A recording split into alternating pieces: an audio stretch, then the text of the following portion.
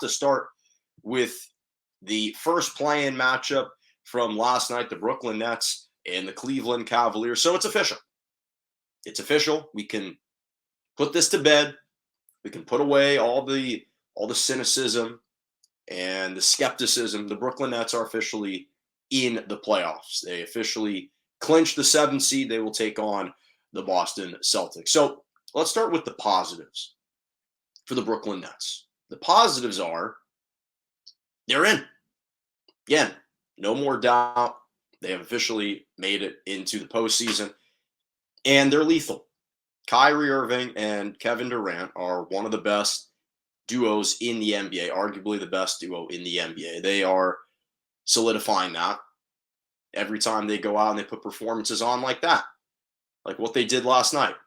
Kyrie Irving, 34 points, made his first 12 consecutive shots, finished 12 for 15 overall from the floor.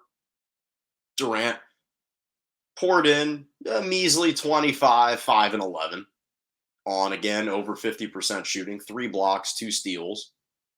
So those two guys alone are so explosive, are so lethal, that they're always going to give the Brooklyn Nets a chance. They're going to keep them in a game. They're going to keep them in a series as long as those two guys stay healthy.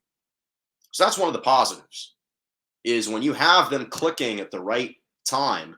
And again, the postseason is not a time where either of those two guys shrink. They play some of their best basketball. They're not afraid of the moment. They're not afraid to play at home, on the road, on Pluto. Does not matter. They'll play you any place, anytime, anywhere, and they're going to show up. The other positive is there's a real possibility that Ben Simmons could be returning to the lineup. So not only are you adding some defensive presence and an element of defense to your roster, which is obviously one of the main reasons why they traded for Ben Simmons was because of his playmaking, but also his defensive ability. This is a guy who was all first team defensive team in the NBA last year, 3-time All-Star, Rookie of the Year.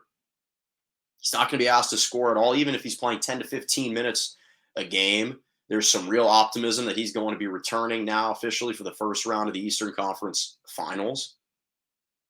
And the other addition the other kind of benefit to having Ben Simmons that I think people don't really talk about enough is the fact that the Nets aren't really a deep team. This adds another player. This adds a little bit more depth to an already pretty shortened lineup.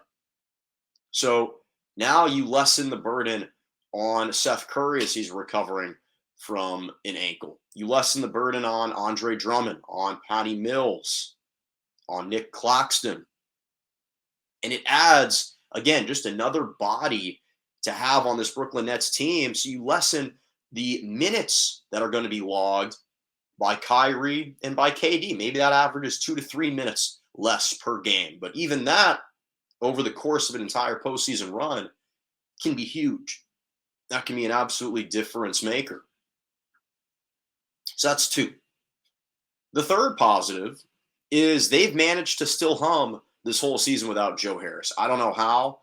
Somehow Joe Harris's injury has flown under the radar. No one seems to be talking about it, but that's a huge absence that they're missing. A sniper from 3, a 6'7" wing, who isn't a great defender, but another body to throw in there. So you're playing without him. He stretches the floor. He plays with confidence. He opens up the floor for Kyrie and KD a little bit more. So they've managed to still dance around without him and still play well without him. And here's the final positive if you're the Brooklyn Nets. You're facing the Boston Celtics, who are likely going to be without Robert Williams for some of the games. And if he is returning, he's going to be a compromised Robert Williams. Time Lord is not going to be the full Time Lord that we're accustomed to seeing. So from the Brooklyn Nets perspective, having the Celtics miss one of their best defensive players is absolutely ginormous. And I even thought, even if they had Robert Williams going into that matchup, that was one of the few first-round matchups, assuming that they couldn't advance ahead of a 6 or a 5 or 4 seed. They'd have to be relegated to playing a 1, 2, or 3 seed. That was one of the better matchups that they could have faced. I thought had they faced the Milwaukee Bucks in the first round, it would be night out. It would be lights out. Their night is over. But because they faced the Boston Celtics, who, yes, do possess some challenges defensively, which I'll touch on, this was not the worst first-round matchup for them to have.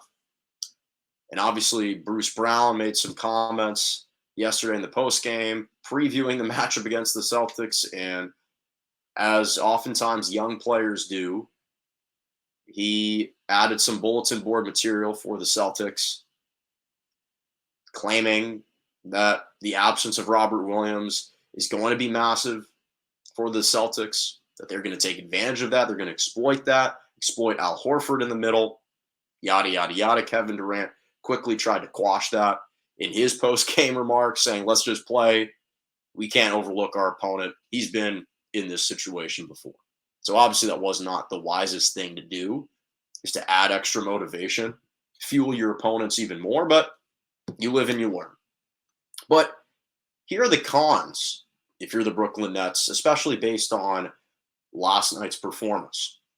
You face the Cleveland Cavaliers in the play-in game. You played a young, adolescent Cleveland Cavaliers team that has overachieved, and as impressive as they've been all season, you're going to be facing more difficult teams in the postseason. Most notably, they led the Cavs by 20 after the first quarter, and they allowed that same young Cavaliers team to crawl back into single digits before halftime and even in the fourth quarter.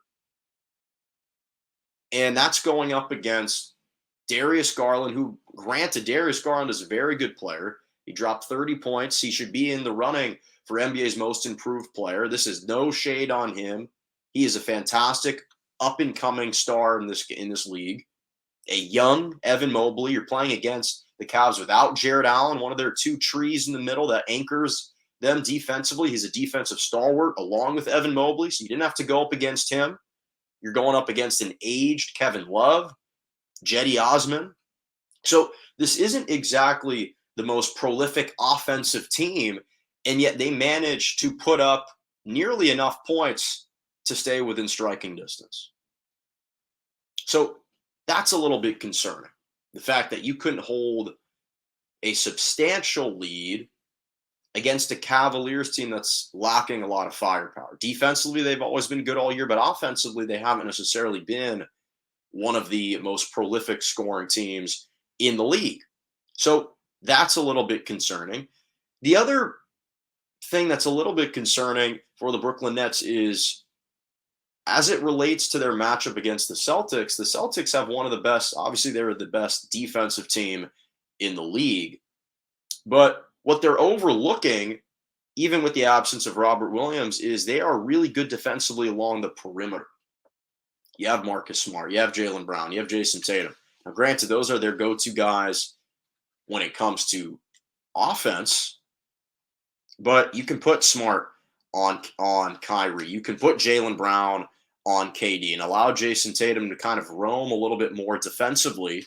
And that length along the perimeter is exactly the type of length that if you're the Brooklyn Nets, you don't ideally want to face. Now, no one's saying that they're going to be able to shut them down, but it'd be one thing if defensively the Celtics were stout because of their interior guys and they were kind of porous along the perimeter. That's not the case. Their length along the perimeter is what's allowed them to funnel guys into Robert Williams to make shots difficult. Now, they don't have Robert Williams right now, but they still have the length along the perimeter. And so I think that that's going to pose some challenges. Now, ultimately, if I had to bet with my life, am I taking the Celtics over the Brooklyn Nets? Probably not. Truthfully, I think the Nets are going to win the series. I think they're probably going to win in 6 or 7 games. And that's not a knock on Jason Tatum. That's not a knock on Ime Udoka, who I think obviously should be in consideration for NBA Coach of the Year. He's done a fantastic job with the Celtics, transforming the culture, instilling a new defensive backbone into this team. And I love what they've been getting off the bench with Peyton Pritchard, who's come in and actually done a really nice job with them. Grant Williams has managed to evolve his game and be a really valuable and invaluable player for them. So I like the Celtics a lot. I just think that KD and Kyrie in this first round series is a little bit too much, and they're going to apply a little bit too much pressure offensively for the Celtics. So I think that's probably going to be a 6 or 7 game series. But those were the pros and cons for the Brooklyn Nets. But at the end of the day, they managed to, again, circumvent all these potholes and these ditches with Kyrie and the whole vaccination status and players in and out and the whole James Harden saga. They managed to get around all of that, and they're in the playoffs. So congratulations to them.